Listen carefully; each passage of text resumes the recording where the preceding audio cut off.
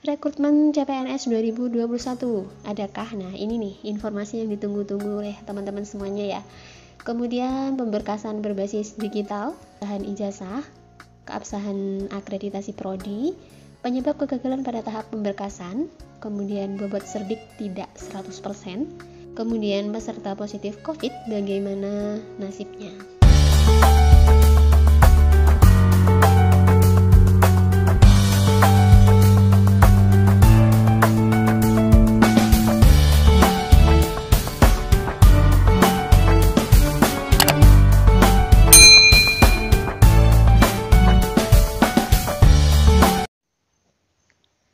Assalamualaikum warahmatullahi wabarakatuh. Bismillah, alhamdulillah, Allahumma sholli ala Muhammad wa ala ali sayyidina Muhammad. Segala puji bagi Allah, semoga sholawat serta salam tetap terlimpah kepada junjungan kita Nabi Muhammad SAW. Hai semuanya, apa kabar hari ini? Semoga selalu sehat, selalu baik, selalu berbahagia, selalu dalam lindungan Allah, dan selalu bersemangat untuk menjalani apapun hari ini. Buat teman-teman semuanya yang masih stay di channel ini, aku ucapin terima kasih. Mudah-mudahan kalian bertemu manfaat dan keberkahan di channel ini. Dan buat teman-teman yang baru gabung, boleh nih ngeklik tombol subscribe terlebih dahulu ya. Baik teman-teman semuanya, kali ini kita akan ngebahas seputaran persiapan penetapan kelulusan CPNS ya. Ya kebetulan pihak BKN itu mengadakan media briefing persiapan penetapan kelulusan CPNS yang secara live itu di akun YouTube-nya BKN ASN Kini Beda. Nah, teman-teman semuanya bisa cek ya di sini. Nah, media briefingnya ini kurang lebih 1,5 jam. Di sini aku akan mencoba merangkum Q&A apa saja yang dibahas di dalam media briefing ini ya, teman-teman. Nah, pastinya Q&A ini mengupas pertanyaan-pertanyaan yang selama ini menjadi pertanyaan kita semuanya.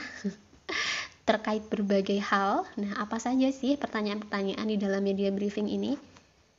Nah, itu ada jumlah formasi kosong dan cara pengisiannya, kemudian perihal masa sanggah, rekrutmen CPNS 2021, adakah? Nah, ini nih informasi yang ditunggu-tunggu oleh teman-teman semuanya ya.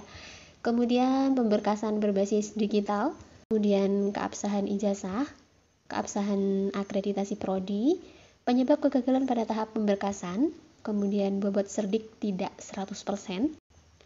Adakah kasus kecurangan seleksi CPNS 2019, SKB dan psikotes tidak transparan?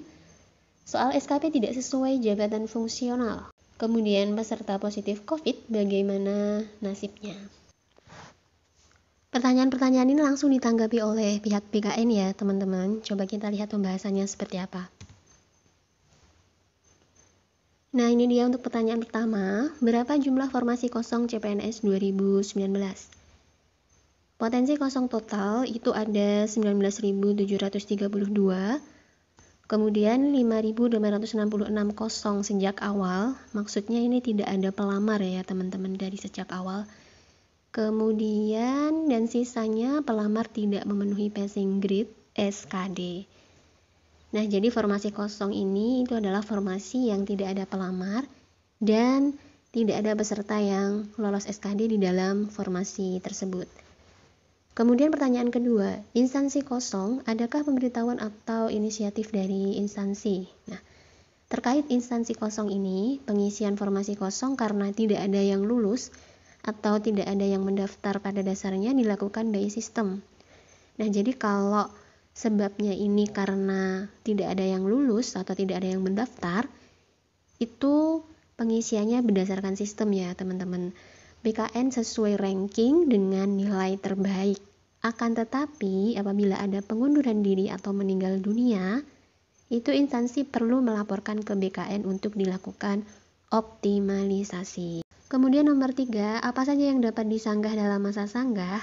Nah, di sini narasumbernya mengatakan tidak eksplisit dijelaskan hal-hal yang bisa berdampak pada perubahan hasil. Jika tidak perlu disanggah. Nah, jadi di sini yang hal-hal yang perlu disanggah itu adalah hal-hal yang nantinya itu berdampak pada hasil, teman-teman.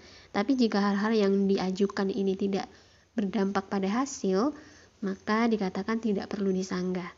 Nah, sanggahan ini pertama ditujukan kepada instansi tentunya. Kemudian bagaimana cara mengajukan sanggahan? Nah, sanggahan menggunakan aplikasi. Di akun ESC ASN ada menu sanggah by system ya teman-teman. Bila akan melakukan sanggahan itu bisa dilakukan di akun teman-teman masing-masing ya. Kemudian lanjut, pertanyaan nomor 5, rekrutmen 2021, berapa banyak formasi? Apa benar ada 1 juta? Nah ini kalau yang ada di berita itu beredar akan dibuka formasi CPNS 2021 dengan formasi jutaan lebih ya. Nah, di sini narasumbernya mengatakan itu belum ada kepastian teman-teman. Belum ada kebijakan resmi, intinya belum ada pembicaraan, belum ada rapat terkait rekrutmen 2021 ini. Tapi masih mungkin ya teman-teman. Jadi tetap berdoa, tetap berusaha. Mudah-mudahan ada dan segera dibahas kalau memang belum dibahas. Kemudian pertanyaan nomor 6, pemberkasan apakah seluruhnya berbasis aplikasi atau ada yang fisik? Nah, jadi pemberkasan untuk formasi CPNS 2019 ini itu direncanakan berbasis digital ya teman-teman. Hal ini dilakukan untuk meminimalisir pergerakan orang dan dokumen. Jadi tidak perlu banyak pertemuan orang-orang dan juga tidak perlu banyak pengumpulan dokumen. Makanya itu dilakukan dengan berbasis digital untuk mengantisipasi pandemi corona tentu saja teman-teman ya, disesuaikan dengan kondisi saat ini. Nah, terkait hal ini BKN tertargetkan semua berkas berbasis aplikasi.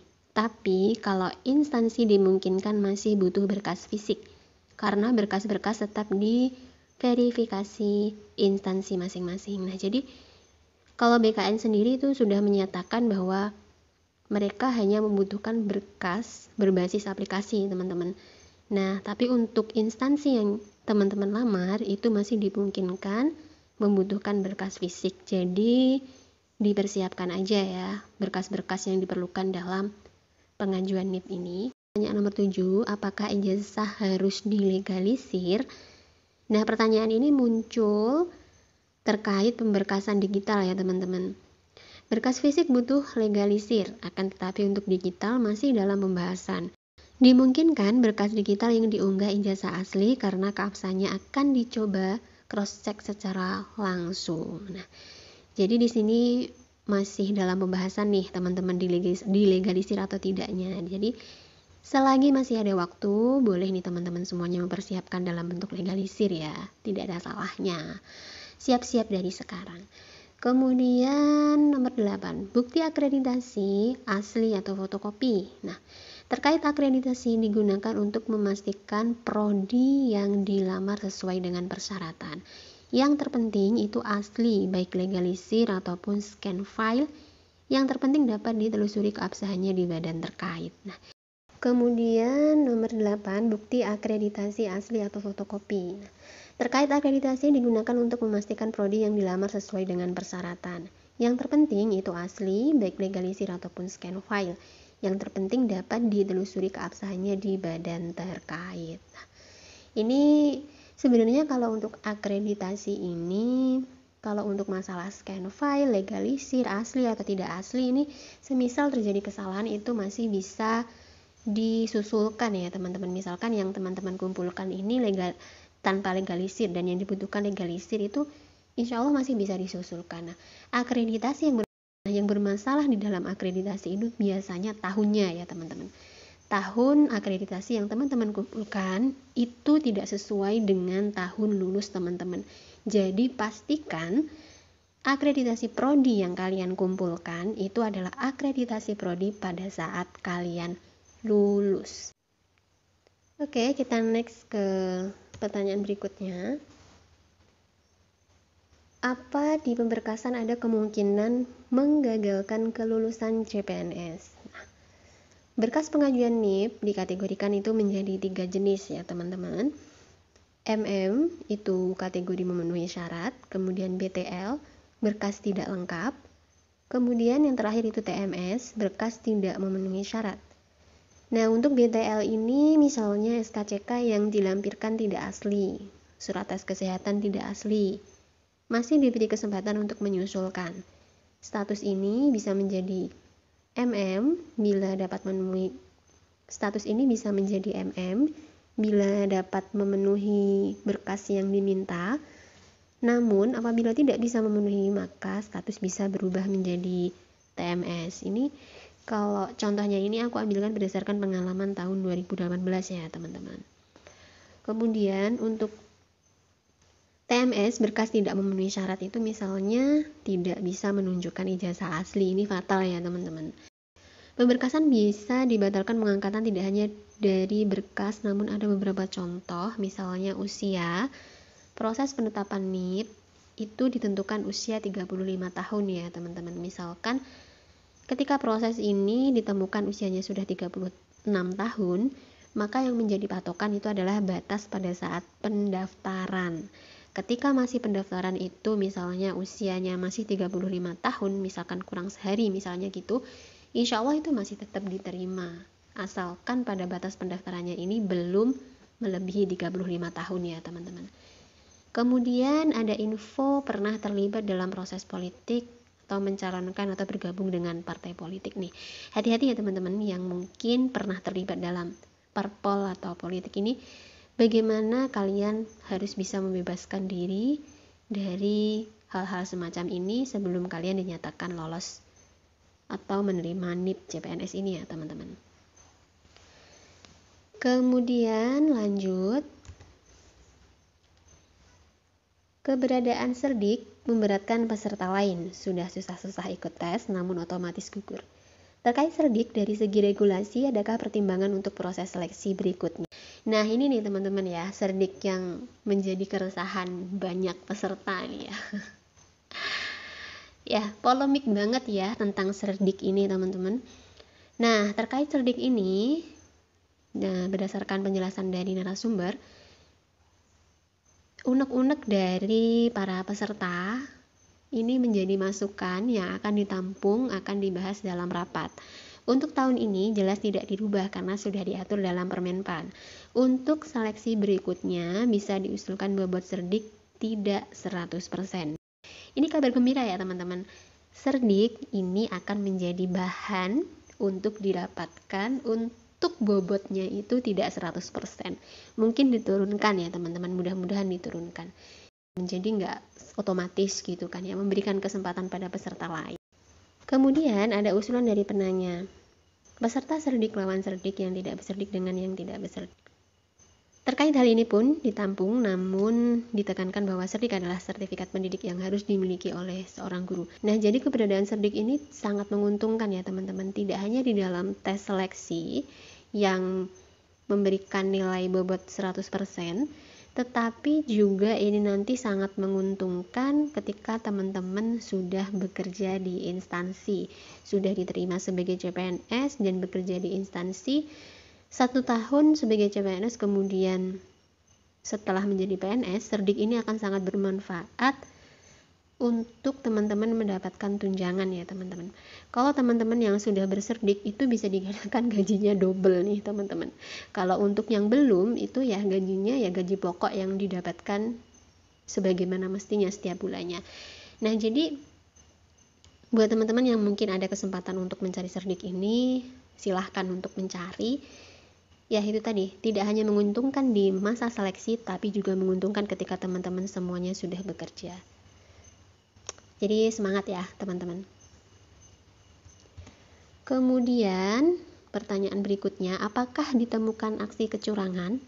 Nah ini nih, dari sistem BKN yang sudah sangat transparan, apakah masih ditemukan kecurangan? Nah, jadi sistem seleksi SKB ini narasumbernya mengatakan sudah diperkuat keamanannya dengan sistem perekaman wajah peserta selama tes. Bila ada joki, maka pasti diketahui.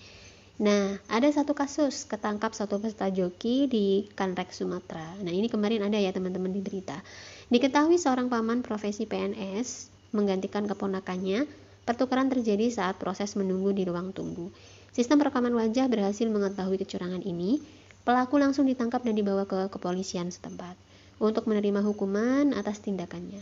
Belum diketahui hukuman pastinya, tapi dimungkinkan diberhentikan secara tidak hormat. Wah, sayang banget nih ya teman-teman. Sebenarnya demi siapapun ya, entah itu keponakan, entah itu anak, Jangan sampai kita melakukan hal-hal yang dilarang, jangan sampai melakukan kecurangan untuk orang-orang yang kita sayangi, karena hal-hal yang tidak baik itu pada akhirnya juga akan memberikan imbas buruk di dalam kehidupan kita. Nah, oke, kita next ke pertanyaan berikutnya. SKB di luar cat BKN, bagaimana akuntabilitasnya, misalnya wawancara dan psikotes?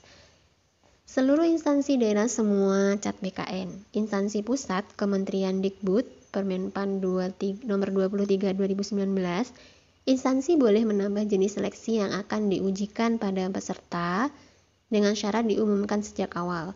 Bila di tengah-tengah tidak bisa, bobot nilai tidak boleh lebih besar dari nilai cat BKN.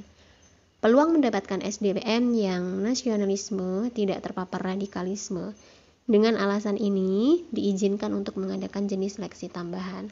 Ke depan, perlu ada standarisasi penilaian di luar cat BKN, akan dibahas dalam Panselnas. Nah, jadi teman-teman, alasan beberapa instansi yang mengadakan tes SKB di luar cat, itu ternyata untuk mendapatkan SDM yang nasionalisme, yang tidak terpapar oleh radikalisme. Karena kan, kalau hanya berdasarkan tes itu kan secara kepribadian kita belum tahu nih peserta ini gimana gitu. Nah, jadi beberapa instansi itu memutuskan untuk menggunakan seleksi di luar cat seperti misalnya wawancara, psikotes. Dan alasan ini itu diizinkan teman-teman, tapi juga dengan memperhatikan berbagai syarat tadi ya.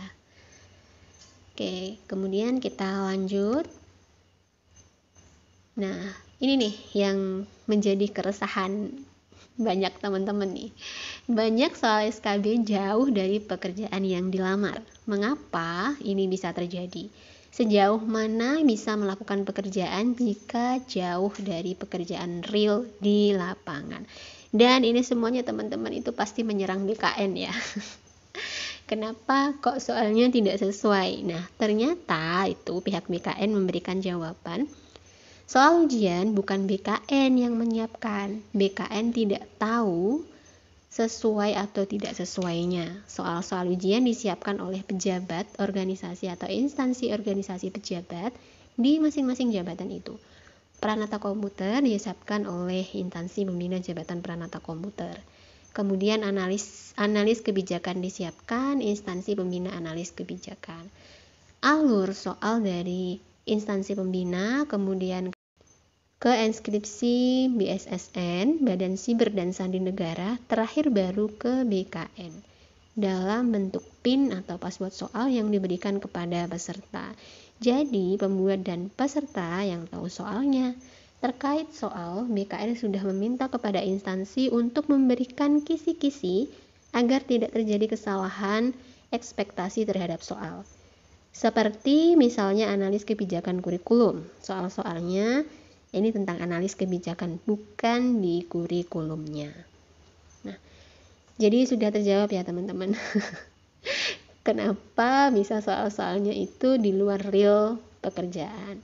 Itu sebenarnya ternyata pihak BKN sendiri itu sudah memerintahkan, sudah meminta kepada instansi untuk memberikan kisi-kisi. Pelajari kisi-kisi soal yang diberikan oleh instansi teman-teman masing-masing ya. Kemudian next ke pertanyaan berikutnya. Adakah tindakan khusus untuk pelamar positif COVID? Apakah dibolehkan untuk ikut tes? Nah, jadi ya karena saat ini kita dalam masa pandemi, otomatis dari sekian banyak peserta itu sangat dimungkinkan ada yang positif COVID ya teman-teman. Dan ternyata memang ada sekitar 177 positif COVID. Nah, rekomendasi dari kesehatan yang memutuskan bisa ikut seleksi. BKN memfasilitasi SKB. Ikut tidak ikut bukan BKN yang memutuskan, namun sesuai rekomendasi dari kesehatan. Penjadwalan ulangnya itu direncanakan 14 hari ya teman-teman. Nah, jadi di sini pihak BKN itu menekankan bahwa dari peserta yang positif ini itu yang memutuskan untuk bisa ikut tes atau tidak ikut itu bukanlah BKN. BKN hanya memfasilitasi. Intinya mereka memfasilitasi bagi pasien-pasien yang positif COVID. Namun, pasien positif COVID ini harus membawa rekomendasi dari kesehatan. Bila kesehatan mengizinkan, maka mereka pun akan juga diikutkan dalam tes. Namun apabila kesehatan tidak mengizinkan, BKN juga tidak bisa mengikutkan mereka di dalam tes. Oke teman-teman, itu tadi ke-14 pertanyaan terkait seputaran kelulusan CPNS ya. Pertanyaan ini itu dijawab langsung oleh narasumber dalam media briefingnya ya teman-teman. Pak Suharmen, Deputi Bidang Sistem Informasi Kepegawaian BKN. Ada Pak Aris Windianto, Deputi Bidang Mutasi Kepegawaian BKN. Dan Pak Paryono, Kepala Biro Humas Hukum dan Kerjasama BKN ya, selaku moderator. Nah, pertanyaan-pertanyaan tadi adalah pertanyaan-pertanyaan seputar CPNS, pemberkasan, kelulusan, dan keluhan-keluhan peserta CPNS Formasi 2019, bahkan mungkin juga di 2018 kemarin ya. Mudah-mudahan bahasan ini bisa memberikan manfaat, bisa menambah informasi buat teman-teman semuanya. Sekian dulu bahasan dari aku. Bila mungkin ada pertanyaan, komentar, kritik, saran, bisa diketik di kolom komentar ya. Terima kasih buat semuanya. Bila mana ada kata-kata atau informasi yang kurang tepat, mohon maaf. See you next video. Wassalamualaikum warahmatullahi wabarakatuh.